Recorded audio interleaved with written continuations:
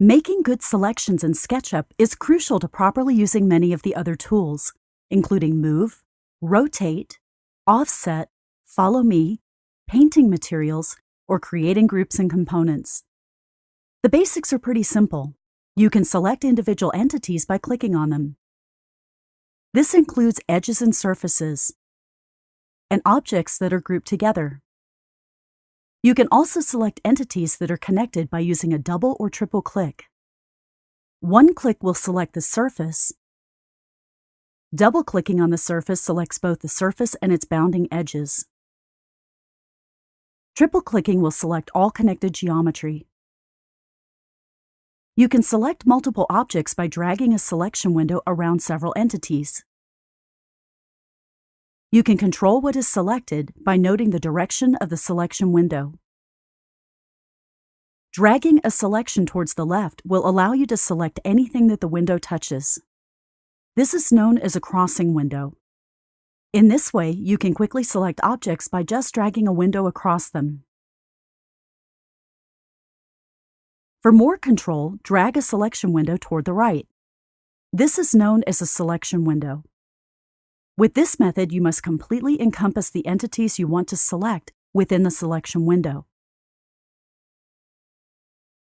Another method for controlling selections is to use modifier keys while making selections. It works like this. Hold the Shift key down and watch the cursor change to show a plus and minus sign. You can now add and subtract entities by clicking on them or dragging a window. Hold the Control key on Windows or the Option key on a Mac to only add to your selection. And hold both the Control or Option key with the Shift key to only subtract. Let's look at some different scenarios on making good selections and share some helpful tips. Say we needed to grab all the windows at this level to move them together. If there aren't too many, we could just hold a modifier key down and click to add all the windows, working our way around the building. Okay, so let's add a few more windows, and this time the task is to select every other row of windows. We could select them individually, but with this many windows, there are better ways to work.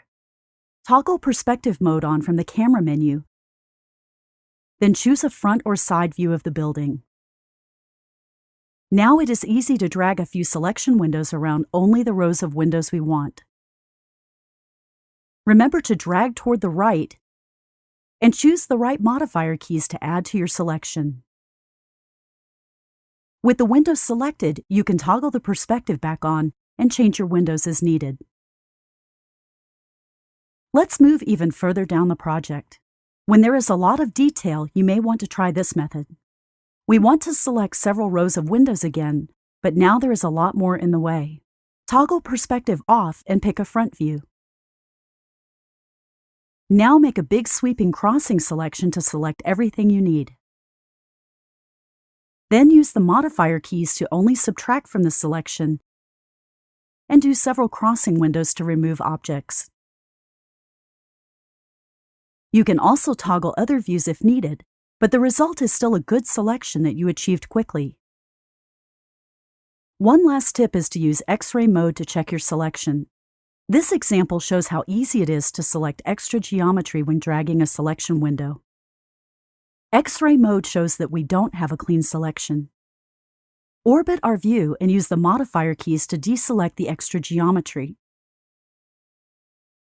Or orbit to a view that would make a clean selection possible from the start.